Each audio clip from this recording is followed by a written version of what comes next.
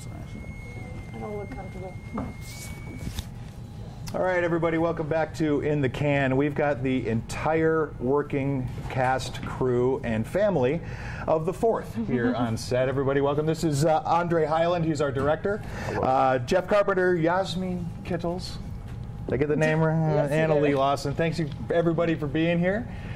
This is going to be a fun film. And Andre, you were here a couple years ago with your short. Yeah, funnel. And a lot of people said, I can't remember what the list was, but they said it was one of the top 10 things to see at Sundance overall. Yeah. 2 years ago. And this is your first feature. Yeah. So hopefully I have the same reaction. Yeah. Yeah, it's cool. It's awesome to be back with a feature because, you know, last time, I may be good to be back with another short, but my goal was to come back with a feature, so I'm real happy that it's that quickly. Yeah, and we were talking before we came on. This is not necessarily an extension of Funnel, but there's still some of that vibe, some of that feeling. Yeah. Tell us a little bit about the film. Okay, yeah, it's definitely, if anybody's familiar with Funnel, it's also on the internet so you can watch it, but it's the same vibe and sensibility as that. And it's not like a feature version of that short, but definitely, like I was saying, it's the same sort of comedic sensibility. And then, but this story is about a guy trying to throw a cookout while his roommate's out of town, and basically sort of, it seems like a pretty simple task, but he goes out to sort of make a run to the liquor store, and that sort of runs into some obstacles, and it sets him off on this like terrible, rotten, mundane day around LA. It's not mundane for the viewer, or at least that's not the hope, but for the character it is. It's the kind of story that the viewer doesn't really want to be in, but we're sure to have fun kind of sitting on the side and watching all this stuff happen, right? Yeah, and it's based on like, a lot of it's based on sort of like my own sort of pathetic adventure experiences. It's sort of like a compilation of like sort of annoying situations you'll run into on a, it's really low stakes, but very, I think, relatable. Yeah. Well, and it's got a very easy kind of real feel to it. It doesn't seem like it's actually scripted. And so my next question would be, we have our actors here. The process with your actors, I mean, how rigid a director are you? Because you wrote this thing, and again, this is your creation. Yeah. But then you got some very talented people here bringing it to life. Yeah, definitely. Like, well, the script was like, it would range pretty wide in how like tight a scene was. Like, some were written pretty tightly, and others were like, okay, we need to get from A to B, and so we'll give them that information. And then, like, the way I chose the cast, like, no one auditioned for this. It was all people I chose. Just and friends, then, and then who I knew would be good at certain So none of you things. are real actors, then. You're just kind of people that hang out with Andre. Well, that's not. Well, that's not true. Well, half true to some of them. This isn't the whole cast, so I mean, but there were some non-actors in it. Like, there's an animator who was acting it, but I knew he'd be good at what he did in it. And like Jeff and I hadn't made videos since like high school, where we'd run around with troll masks on. There was a time where we got, well, when I read one of the story, we were wearing a troll mask and we climbed up a building and got apprehended by the police because we set off an alarm, and he couldn't see well out of the troll mask, and this police car comes down the alleyway, and me and my other friend were up on the fire escape, and he jumps in front of the car like, ooh, with this troll mask on, and then they like realized like, oh, it's like 4 police cars coming from either direction. And then anyway, so that was a side note, but we hadn't really made a video since then, as far as Jeff and I did together, but that was ages ago, so it's cool to do that. We worked together a lot. So. And we've been in a ton of stuff together. And Yasmin, we used to do a live show, and Yasmin has been a guest on that also. So it's like a real compilation. These are people you trust already. These are people you know. Yeah, I want to give you the long roundabout answer that no one truly cares about. That's all right. Directors love to hear themselves speak.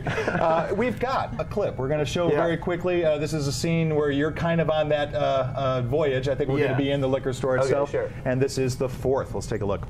That kind of sets the stage. That kind of vibe, that very easygoing, and that's why I was wondering how strict, because that scene looked like it just happened so organically. Yeah. Maybe that was one of those kind of A to B scenes. Yeah, I mean, well, there was some sort of like, I describe it like there was some math to that joke. There had to be certain design misunderstandings to make it all sort of be real and work. Yeah. But within that, that's what I was saying, like, there's the information of where it needs to go, but then I let the actors sort of say it in their own voice. You know what I mean? Which sounds like a real simple, obvious idea, but not as obvious as you think sometimes. Yeah. No, I knew that from watching other stuff. But no, that was a big goal of mine, to make it as naturalistic as possible. And like, it's a comedy, but I didn't want any like heavy-handed, hammy jokes. I mean, there's a place for that, but that wasn't what I was going for. You know what I mean? I really like just sort of a straightforward. We're like, the situation and the circumstance is the joke, and the characters are playing it straight. Sure. And the comedy comes out of the situation. And you've all had experience working with Andre before, but obviously not on this level. Was this this was probably been some of the a whole different project. What was it like working on this level with Andre as opposed to some of the other projects you've worked on?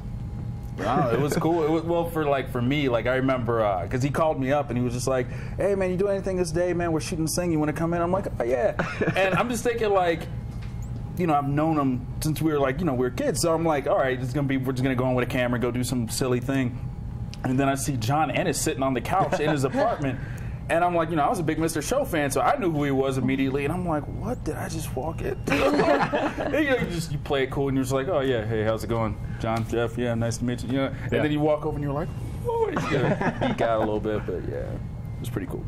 Anna, what about you? Well, Andre and I, we live together. Yeah. We're boyfriend, girlfriend. So for me, I'm it was... the girlfriend's the boyfriend. Yeah. Well, thanks. Yeah, good. So for me, it was more intense about because roles. I was like involved with seeing She was the around for post the whole and process, stuff. obviously. And Yeah, the yeah. post of it was definitely more intense than any other project we worked on. But I think that the sense of filming it was, we pretty much worked the same as we had in anything else that we've done together, in that it was pretty laid back and relaxed and kind of just free flowing. Yeah, it was a real goal to make it not feel like a big deal. I mean, not, you know what I'm saying? You Like, know. hey guys, it's a big deal. But like, just to make it just as relaxed as if we were just going to be like, let's make this silly thing and post on YouTube, and you know, for just like as silly as anything you make. Like, I wanted to keep it as chill as possible, so there's no expectations, and And you we can did just be improvise creative. a lot, Yeah. you know. But I feel like you also kind of, I feel like I got there late, you know, not realizing that I needed to be definitely there, you know, because it was so late. Like, yeah, we're just going to be at this cookout. The cookout's already going to be happening. I threw out a real cookout to shoot at. So. And they were already cooking out for a while. He was like, you know, you can come earlier, right? And then I think you all continued to cook out after, like. Yeah, we actually were like told people like that's how we got extras. We're like, well, just it's like a real cookout, but there's gonna be cameras there. That was kind So of then I was kind of like, well, this is like a cookout, and I'm shooting. You know, it's a short film. You know, I was like, I'm gonna just roll up in here and kind of be late. That's okay. Probably everybody's just gonna be drinking or whatever, and no one was doing.